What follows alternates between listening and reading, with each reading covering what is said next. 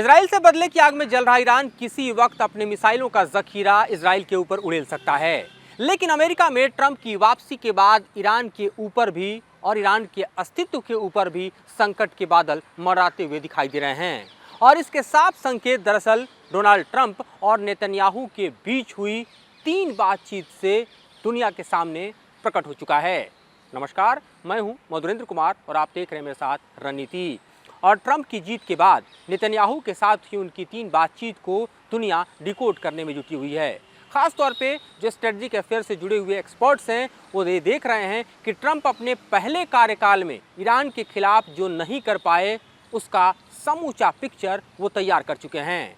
और दरअसल ईरान के ऊपर जिस तरह से इजराइल इस बार हमला करने की तैयारी में है और साथ ही आप देखिए तो उसके साथ अमेरिका का प्लान जो है वो भी दरअसल दिखाई दे रहा है। उससे आने वाले दिनों में यानी 20 जनवरी के बाद ईरान और ख़ास तौर पे आप देखिए तो अमेरिका इजराइल के बीच जंग का नया चैप्टर शुरू हो सकता है। द सन की रिपोर्ट ये कहती है कि जो काम दरअसल अपने फर्स्ट टेन्योर में ट्रंप नहीं कर पाए उसको इस बार कर दिखाएंगे। और ट्रंप के ऊपर इस बात को लेकर नेटो का भी दबाव है, अमेरिकन प्रेशर भी दिखाई दे रहा है। और ख़ास तौर पर देखिए तो जिस तरह से अपने पहले कार्यकाल में यूनिलैटरली जो ईरान के साथ न्यूक्लियर डील था उसको विड्रॉ किया था ट्रंप ने, उसके बाद आप देखिए सैंक्शंस लगाए थे और आईआरजीसी के टॉप कमांडर सुलेमानी को जिस तरह से अमेरिका ने मार गिराया था वो दरअसल ट्रंप के कार्यकाल में ही संभव हो पाया था।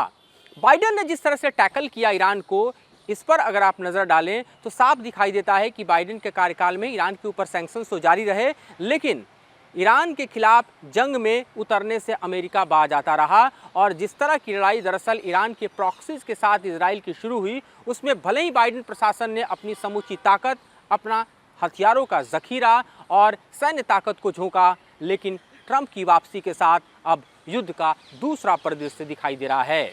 अगर आप इस बार देखें तो ट्रंप दरअसल सीधे तौर पर ईरान के ऊपर हमला करने को आमादा नजर आ रहे हैं। लेकिन सवाल भी ये उठ रहे हैं कि क्या ट्रंप के प्रेसिडेंशियल चेयर को टेक ओवर करने के ठीक पहले ईरान इजराइल के खिलाफ कहीं कुछ बड़ा न कर दे। ये आशंका इसलिए गहरा रही है क्योंकि अभी जो ट्रंप और ख़ास तौर पर नेतन्याहू के बीच बातचीत चल रही है उसमें नेतन्याहू के ऊपर ट्रंप का ये दबाव है कि इजराइल अपने युद्ध को गजा और हिजबुल्लाह के साथ रोक दे, यानी सीज फायर करे।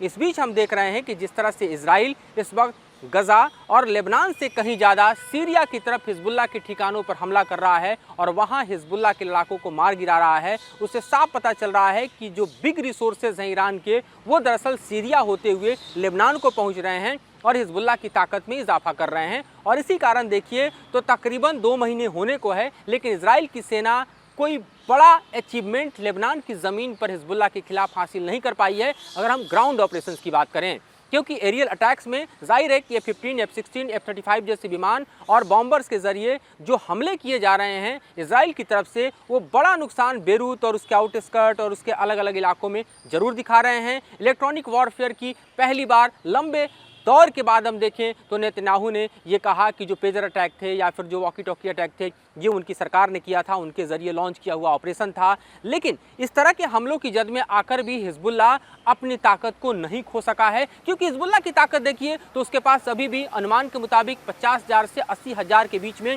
रॉकेट और ख़ास तौर पे मिसाइलों का जखीरा है।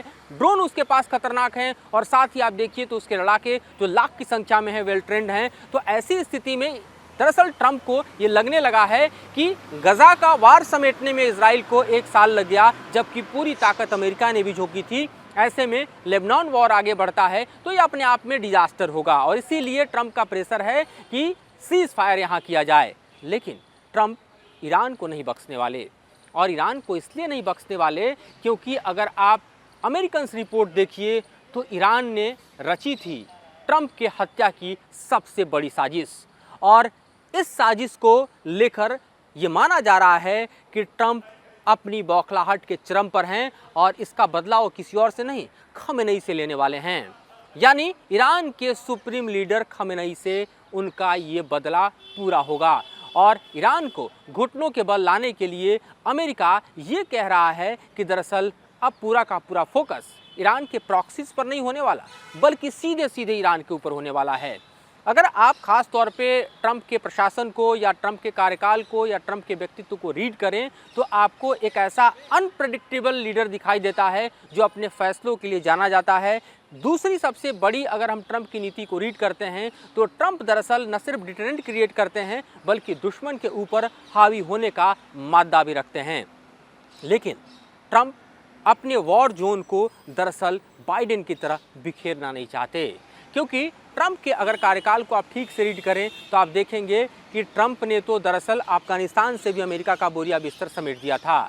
ऐसे में 20 जनवरी के बाद क्या होने वाला है, इसको लेकर अटकलों का बाजार गर्म होने लगा है। एक तरफ ये दिखाई दे रहा है कि ट्रंप का दरअसल पुतिन के साथ मैच करता हुआ केमिस्ट्री संभव है कि यूक्रेन वार को जल्द से जल्द समेट दे, लेकिन ये जेलेंस्की के लिए किसी बड़े झटके से कम नहीं होगा। ये दरअसल यूरोपियन यूनियन के लिए भी किसी बड़े झटके से कम नहीं होगा। ये यूरोप के लिए एक त्रासदी होगी। लेकिन अमेरिका फर्स्ट की नीति अपनाने वाले ट्रंप के लिए दरअसल अमेरिका ही फर्स्ट है और इसीलिए वो बाइडेन से ठीक उलट अपनी नीतियों पर ही चलने वाले प्रशासक के तौर पर देखे जाते हैं।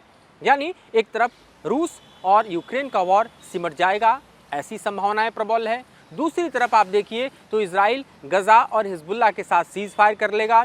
वैसे भी हिजबुल्लाह का दरअसल ये पूरा का पूरा क्लॉज है कि जब तक गजा पर इजराइल हमला करते रहेगा तब तक इजराइल पर भी हिजबुल्लाह हमला करते रहेगा। यानी गजा से सीज फायर हो जाता है तो हिजबुल्लाह से भी सीज फायर हो जाएगा। गजा में जो स्थिति है उसमें सीज फायर किसी वक्त इजराइल कर सकता है, हालांकि उसके 100 बंदक अभी भी हमास के पास है, लेकिन हमास के चीफ और साफ तौर पर देखें तो हमास के टॉप कमांडर सबको मारने के बाद अब गजा में हमास के पास बहुत कुछ बचा नहीं हुआ है। और जो बचा खुचा है वो भी दरअसल हम कहें कि जब चाहे इजराइल समेट सकता है। लेकिन हिजबुल्लाह के साथ ऐसी स्थिति नहीं है। हिजबुल्लाह के साथ लॉन्ग टर्म वॉर अगर इजराइल लड़ता है तो बड़ा नुकसान इजराइल को भी उठाना पड़ेगा। तकरीबन लाख की संख्या में अगर देखें तो लेबनान बॉर्डर से भी इजराइल के लोग जो हैं वो पिछले साल भर से ज़्यादा का वक्त गुजर गया, वहाँ से डिस्प्लेस्ड हैं, माइग्रेटेड हैं, इजराइल का अन्य इलाकों में रह रहे हैं, चाहे हाइफा का इलाका हो, तेल अवीव का इलाका हो, जेरूसलम का इलाका हो, उन्हें भी अपने घर वापस जाना है।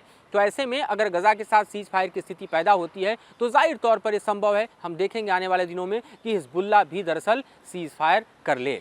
लेकिन ऐसी स्थिति में जो माहौल इस वक्त हमें दिखाई दे रहा है उसमें ये समझना बेहद ज़रूरी है कि दरअसल इजराइल ईरान के साथ सीधे क्यों भिड़ना चाहता है। तो हम देखें तो जिस तरह से न्यूक्लियर पॉलिसी खैमेनेई की रही, ईरान की रही, उसको लेकर पूरी तरह से हमलावर अमेरिका रहा और ऐसे में अमेरिका के लिए भी ये मुफीद समय है कि वो ईरान को एक सबक सिखा सके। और इसलिए हम देख रहे हैं कि जो स्थितियाँ इस वक्त बन रही है उसमें साफ तौर पर समझा जा सकता है कि किसी भी वक्त इजराइल के ऊपर ईरान हमला कर सकता है, क्योंकि ईरान के लिए भी 20 तारीख से पहले का ही वक्त है इजराइल से अपना बदला पूरा करने का।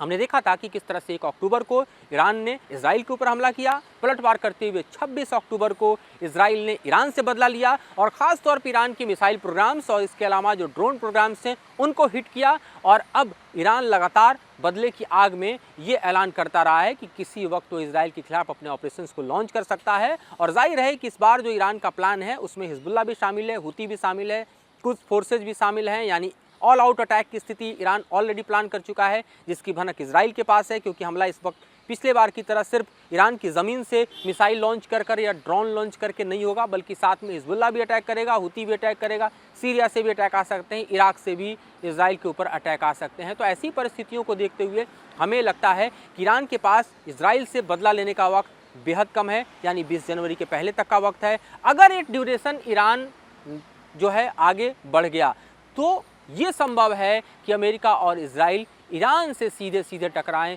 ये युद्ध सीधे सीधे ईरान से हो जाए। और ऐसी परिस्थितियों में हम देखेंगे कि एक नए ग्लोबल ऑर्डर का जन्म हो सकता है, एक नया खतरा मिडिल ईस्ट में मंडरा सकता है, जिस पर हमारी नज़र बनी रहेगी। फिलहाल मुझे और मेरे सहयोगी तुलाज को दीजिए इजाज़त।